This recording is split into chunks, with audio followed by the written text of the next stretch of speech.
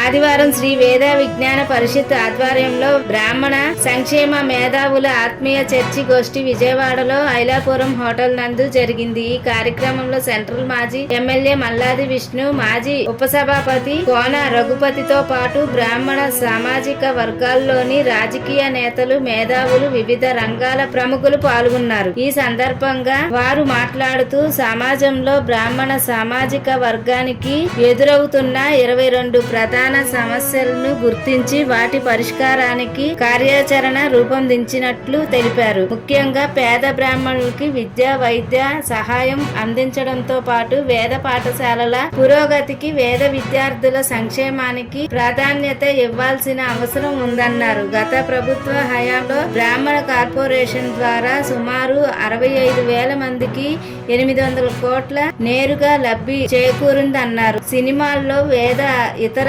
సందర్భాల్లో బ్రాహ్మణులను, అర్చకులను కించపరిచేలా వ్యవహరించే వారిపై చర్యలు తీసుకునేందుకు ప్రత్యేక చట్టం తీసుకురావాలన్న డిమాండ్ ఉందన్నారు. రాబోయే రోజుల్లో దీనిపై చట్టం వచ్చేలా ప్రభుత్వంపై ఒత్తిడి తీసుకువస్తామన్నారు. రమణమూర్తి, రాష్ట్ర అధ్యక్షుడు, open brains, an organization for enlightening Brahmins about democracy and the value of vote. ఇప్పుడు ఈ రోజున రాజకీయ పార్టీలకు అతీతంగా అన్ని రాజకీయ పార్టీల పట్ల అభిమానం ఉన్న వాళ్ళు కానీ, రాజకీయ పార్టీల్లో పనిచేస్తున్న వాళ్ళు కానీ, అందరూ అన్ని సంఘాల్లో ఉన్న బ్రాహ్మణులందరం కలిసి ఈ రోజున ఈ వేదిక పైకి వచ్చి మా యొక్క సమస్యల మీద, బ్రాహ్మణ సమాజం ఈ రోజున ఏ రకమైన సమస్యలు ఎదుర్కొంటుంది, ఆ సమస్యల పరిష్కారం కోసమని మనం ఏవేవి చేయాలి అన్న దాని మీద చర్చ జరిగింది. అక్కడ వాస్తవంగా అందరూ ఏకాభిప్రాయానికి వచ్చింది ఏమిటంటే, ఈ రోజున చట్టసభల్లో ఎక్కడా కూడా, పంచాయతీ నుంచి పార్లమెంట్ వరకు కూడా బ్రాహ్మణ ప్రాతినిధ్యం అనేది అసలు ఎక్కడ కూడా ఉండట్లేదు. దానివల్ల బ్రాహ్మణ సమస్యలు ఏవి కూడా చట్టసభలలో ప్రస్తావనకి రావట్లేదు. బ్రాహ్మణ యొక్క సమస్యలన్నింటినీ పక్కకి పెట్టేసి మిగతా ఇష్యూస్ మీదే చర్చలు కానివ్వండి, వాదోపవాదాలు కానివ్వండి, నిర్ణయాలు కానివ్వండి అనేకం జరుగుతున్నాయి. తద్వారా బ్రాహ్మణులకి అన్ని రంగాల్లోనూ, అన్ని సందర్భాల్లోనూ కూడా అన్యాయం జరుగుతుంది. ఇవాళ రాజ్యసభ నామినేషన్ జరుగుతున్నాయి, ఒక్క బ్రాహ్మణుడి ప్రస్తావన లేదు. బ్రాహ్మణులు ఈ డెమోక్రసీలో, ఈ భారతదేశంలో వాళ్ళు ఈ ఎన్నికల్లో వాళ్ళు పాల్గొనడం లేదా? వాళ్ళ పాత్ర వాళ్ళు పోషించడం లేదా? మరి వాళ్ళకి ఎందుకని న్యాయబద్ధమైన వాళ్ళకి ఆ వాటా ఎందుకు దక్కడం లేదు చట్టసభల్లో? ఈ పరిస్థితుల్లో ఈ రోజున దేవాదాయ అధర్మాదాయ శాఖ అనేది ఉంటుంది మన ఇక్కడ. ఆ దేవాదాయ అధర్మాదాయ శాఖలో ఎన్ని జరుగుతున్నాయన్నది నేను మీకు ఎవరికి కూడా ప్రత్యేకంగా చెప్పాల్సిన అవసరం లేదు. ప్రతి దేవాలయానికి కూడా కోట్ల రూపాయలు విలువ చేసే ఆస్తులు ఉన్నాయి, కానీ ఆ దేవాలయంలో కనీసం ధూపదీప నైవేద్యాలకి ఏమాత్రం ఆస్కారం లేని పరిస్థితులు ఉన్నాయి. ఎందువల్ల? ఆ దేవాలయానికి దాతలు ఇచ్చిన భూములన్నీ కూడా అన్యాక్రాంతం అయిపోవడం. ఈ దేవాదాయ అధర్మాదాయ శాఖ ఈ అధికారులు కానివ్వండి, ఉద్యోగులు కానివ్వండి, వాళ్ళందరూ కూడా ఆ భూస్వాములతోటి, అక్కడ కౌలుకు తీసుకున్న రైతులతోటి కొమ్మకి దేవాదాయ భూములన్నింటినీ కూడా, ఆ దేవాలయ భూములన్నింటినీ కూడా వ్యక్తుల పేరిట రిజిస్ట్రేషన్లు కూడా జరిగిపోతున్నాయి. అలాంటివి మనం పుంకాలుగా పత్రికల్లో చూస్తూనే ఉన్నాం. ఈ రోజున హిందూ ధర్మాన్ని పరిరక్షించడానికి దేవాలయాలే మూల స్తంభాలు.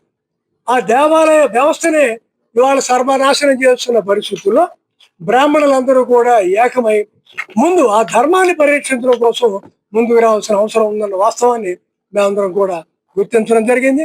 అలాగే అన్ని రంగాల్లో, వ్యవసాయంలో కానివ్వండి, వృత్తి విద్యల్లో కానివ్వండి, అలాగే మిగతా వ్యాపార రంగాల్లో కానివ్వండి, బ్రాహ్మణులకి ఏ రకమైన సహాయ సహకారాలు కూడా ప్రభుత్వం నుంచి అందటం లేదు.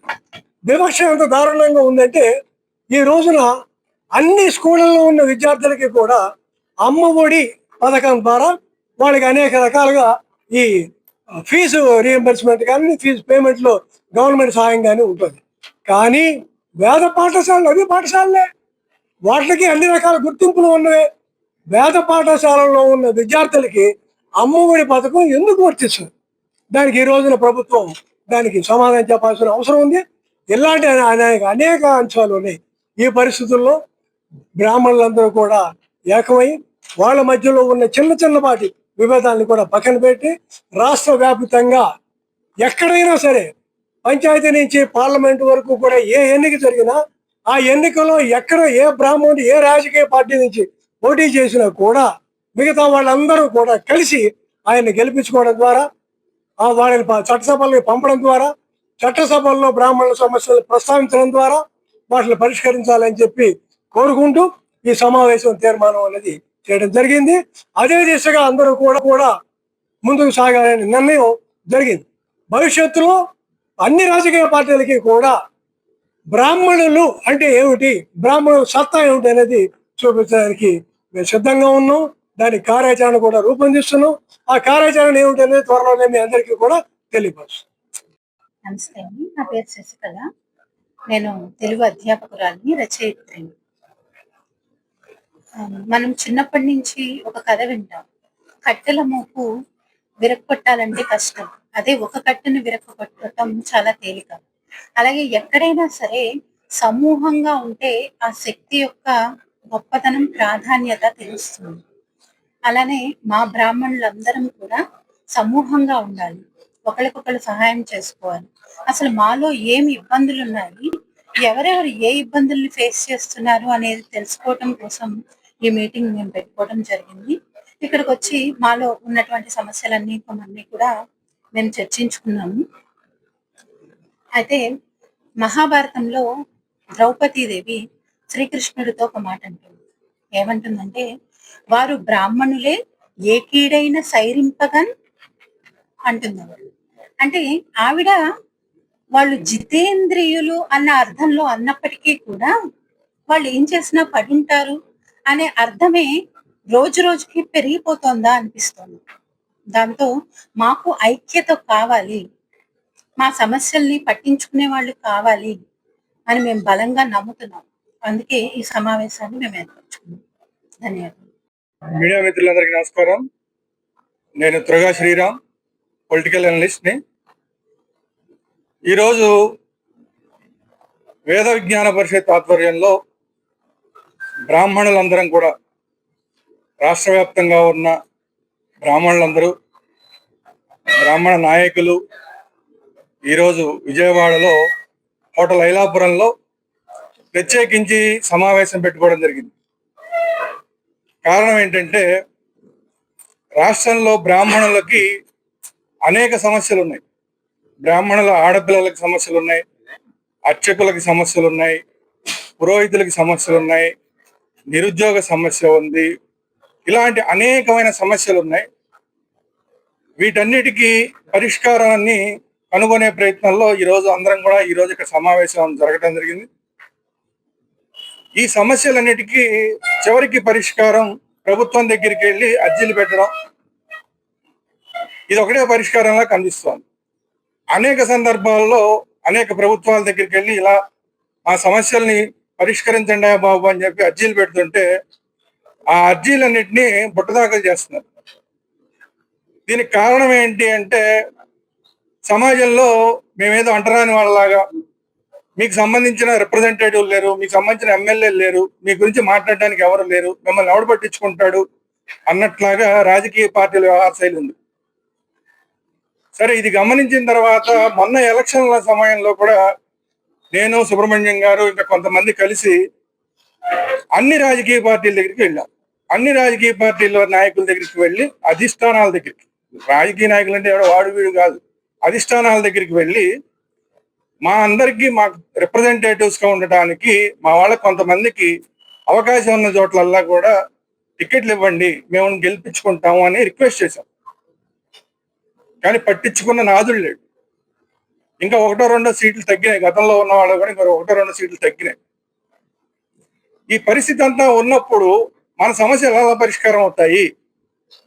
దీని మీద సీరియస్ గా ఆలోచించి ఖచ్చితంగా రాబోయే ఎన్నికల్లో, అంటే ఇంకా 3 సంవత్సరాలు ఉంది. గతంలో అయితే మేము మేలుకోలేదు, ఈసారి 3 సంవత్సరాల ముందే మేము మేలుకొని ఖచ్చితంగా రాబోయే ఎన్నికల్లో మాకు సీట్లు ఇచ్చి తీరవలసిందే, మాకు ఎక్కడైతే అవకాశం ఉందో అన్ని చోట్ల మాకు ఇచ్చి తీరవలసిందే అని చెప్పి ఈరోజు ఈ మీటింగ్ ద్వారా అన్ని పార్టీలకి అల్టిమేటం జారీ చేస్తున్నాం. లేదంటే కనుక మీరు తెలుసుకోవాల్సింది ఏంటంటే, మీరు గెలవరు అంటున్నారు కదా, మీరు బ్రాహ్మణులు గెలవరు, మీరు టికెట్ ఇస్తే అంటున్నారు కదా, కానీ మేము మిమ్మల్ని ఓడిస్తాం. ప్రతి నియోజకవర్గంలోనూ మేము తలుచుకున్న చోట తలుచుకున్న అభ్యర్థిని ఓడించగల కెపాసిటీ బ్రాహ్మణులకు ఉన్నది. ఈ విషయం అన్ని పార్టీలు గుర్తుపెట్టుకోవాలి. అందువల్ల మేము ఈ రోజు మాట్లాడే మాటలు మీరు తక్కువగా తీసుకుంటే, రాబోయే ఎన్నికల్లో మీరు మాకు టికెట్లు ఇవ్వకుండా నిరాకరిస్తే మిమ్మల్ని ఓడించడానికి కూడా మేము సిద్ధంగా ఉన్నామని చెప్పి అన్ని రాజకీయ పార్టీలకి తెలియజేస్తున్నాం. ఇది మాత్రమే కాకుండా ఇప్పుడున్న రాజకీయ పార్టీలన్నీ కూడా రాబోయే రోజుల్లో కూడా ఇదే విధంగా బ్రాహ్మణుల్ని సీతకన్నేసి చూడడం, వీళ్ళని పట్టించుకోవడం లాంటివి చేస్తే, అవసరమైతే మాకు మేమే టికెట్లు ఇచ్చుకునేలాగా అందరినీ కలుపుకొని, సమాజంలో ఉన్న అన్ని వర్గాలని కలుపుకొని బ్రాహ్మణులు ఎక్కడ నిలబడగలరో అక్కడ గెలిపించుకోవడానికి మాకు మేమే టికెట్లు ఇచ్చేలాగా, అవసరమైతే ఒక 3వ ప్రత్యామ్నాయాన్ని తీసుకురావడానికి ఆంధ్రప్రదేశ్ రాష్ట్రంలో సిద్ధంగా ఉన్నామని చెప్పి ఇప్పుడున్న ప్రభుత్వంలో ఉన్న పార్టీల్ని, ప్రతిపక్ష పార్టీలకు కూడా ఈరోజు తెలియజేస్తున్నాం. మీరు మాకు ఇస్తారా? ఇవ్వండి, కొన్ని రోజులు చూస్తాం. మీ వ్యవహారం ఇలాగే ఉందనుకుంటే కనుక ఖచ్చితంగా మాకు మేమే టికెట్లు ఇచ్చుకునేలాగా 3వ ప్రత్యామ్నాయ శక్తిని ఆంధ్రప్రదేశ్ రాష్ట్రంలో తీసుకొస్తాం. ఇందులో ఏ సందేహం లేదు. మాకు ఓవరాల్ గా కావాల్సింది ఏంటంటే, మా సమస్యల్ని అసెంబ్లీలో రిప్రజెంట్ చేసే ప్రతినిధులు మాకు ఉండాలి. సరిపడిన మా గొంతు వినపడేలాంటి అంత సంఖ్యలో ప్రతినిధులు మాకు ఉండాలి. ఈ టార్గెట్ గా మేము ఈ సమావేశం ద్వారా ముందుకెళ్లాలని నిర్ణయించుకున్నాం. రాబోయే రోజుల్లో ఇదే విధంగా మేము ఐక్య కార్యాచరణతో ముందుకెళ్తాం. మా సమస్యల్ని మేమే పరిష్కరించుకోవడానికి మా ప్రతినిధులు అసెంబ్లీలో తీసుకొస్తాం. అప్పుడు మా సమస్యలు మేమే పరిష్కరించుకోగలుగుతాం.